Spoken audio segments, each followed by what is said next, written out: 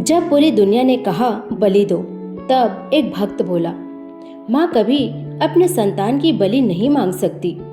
फिर रात ने माता ने दिखाया अपना रौद्र रूप। एक समय की बात है, एक छोटे से गांव में रामलाल नाम का व्यक्ति अपने परिवार के साथ हंसी खुशी जीवन बिताता था। वह स्वभाव से बहुत सरल, ईमानदार और दयालु इंसान था। गांव के लोग उसकी अच्छाई की मिसालें दिया करते थे। उसकी पत्नी भी अच्छी थी। दोनों का जीवन सुखी था, लेकिन उनके मन में एक गहरा दुख हमेशा बना रहता था। शादी के 5 वर्ष बीत चुके थे, फिर भी उनके घर में संतान का सुख नहीं आया था। गांव के लोग अक्सर उन्हें तरह तरह की सलाह देते रहते थे। कोई कहता किसी बड़े वैद्य को दिखाओ, तो कोई किसी मंदिर में पूजा करवाने की सलाह देता।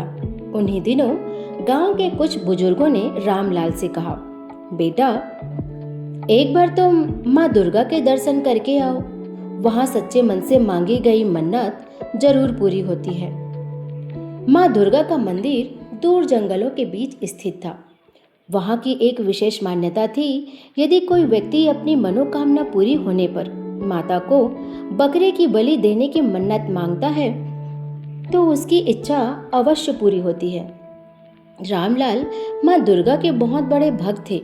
वह शुद्ध शाकाहारी थे और किसी भी जीव को कष्ट देना पाप समझते थे। उनके मन में हमेशा यह विचार रहता था कि ईश्वर ने हर प्राणी को जीवन दिया है, इसलिए किसी की बलि देकर अपनी इच्छा पूरी करना उचित नहीं हो सकता। फिर भी परिवार और गांव वाले के कहने पर एक दिन वह अपनी पत्नी के साथ माता दुर्गा के दर्शन करने के लिए निकल पड़ा। कई घंटों की यात्रा के बाद वे मंदिर पहुंचे। वहां का वातावरण बहुत अद्भुत था। चारों ओर घंटियों की आवाज, धूप और अगरबत्ती की सुगंध के साथ माता के जयकारों से पूरा मंदिर गूंज रहा था। मंदिर के बाहर कुछ लोग बकरों की बलि की तैयारी कर रहे थे।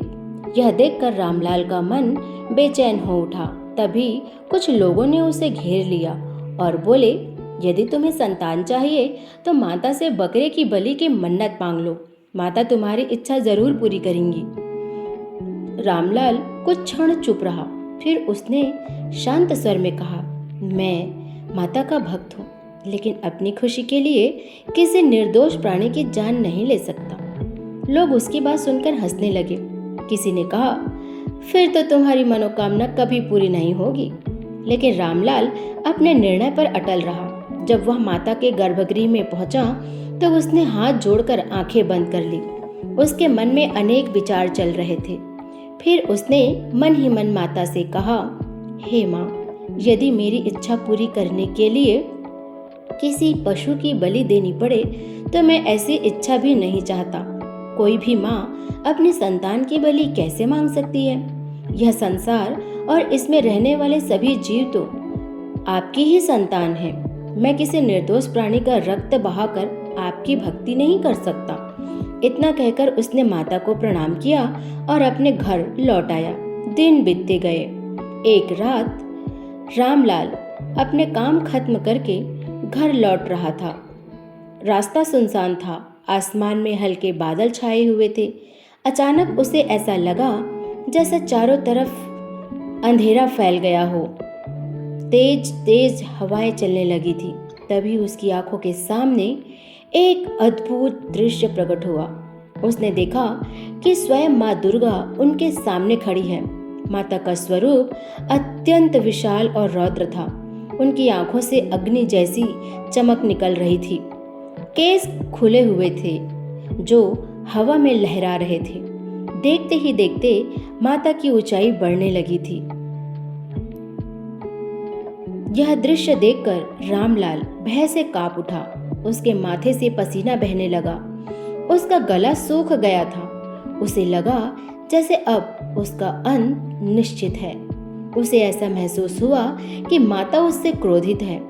डर के कारण उसके हाथ पैर कांपने लगे। लेकिन उसी क्षण उसने अपनी आंखें बंद कर ली और हाथ जोड़कर सिर झुका लिया। फिर कांपती आवाज में बोला, हे माँ, मैं आज भी अपने संकल्प पर अडिग हूँ। मैं बकरे की बलि तो अब भी नहीं दूंगा। लेकिन यदि आप चाहें तो मैं हर वर्ष आपके दर्शन करने अवश्य आऊँगा। इतना सुनते ही माता का रौद्र रूप धीरे धीरे शांत होने लगा। उनके चेहरे पर एक मधुर मुस्कान आ गई। कुछ ही पल बाद उनका स्वरूप प्रकाश में बदल गया और वे अदृश्य हो गईं। अचानक रामलाल की आंख खुल गई। वह घबराकर उठ बैठा। उसका पूरा शरीर पसीने से भीगा हुआ था। उसे समझ आया कि यह एक स्वप्न मात्र था, लेकिन माता का विशाल और रौद्र रूप अभी भी उसकी आंखों के सामने घूम रहा था। हालांकि उसके मन में डर था, लेकिन माता की मुस्कुराहट याद आते ही उसके हृदय को सुकून मिलने लगा था। उसे महसूस हुआ जैसे माता उससे नाराज नहीं थी। यह तो उसकी भक्ति और उसके संकल्प की परीक्षा थी। उस दिन के बाद रामलाल की श्रद्धा और भी गहरी हो गई और वह पहले से भी अधिक सच्चे मन से माता की पूजा करने लगा। और फिर एक दिन ऐसा आया जिसका उसे वर्षों से इंतजार था। शादी के 6 वर्ष बाद उसके घर एक सुंदर पुत्र का जन्म हुआ। पूरे घर में खुशियों की लहर दौड़ गई। गांव के लोग भी यह देखकर आश्चर्यचकित थे। रामलाल ने उस दिन अपने बेटे को गोद में उठाकर माता को धन्यवाद किया। उसकी आंखों से खुशी के आंसू बहने लगे थे। उसने समझ लिया कि सच्ची भक्ति कभी हिंसा नहीं सिखाती। ईश्वर प्रेम, करुणा और विश्वास में बसते हैं।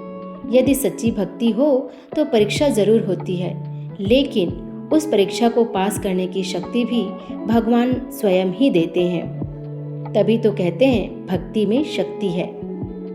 ऐसे ही शानदार कहानियों के लिए मुझे लाइक करें, सब्सक्राइब करें। Thank you.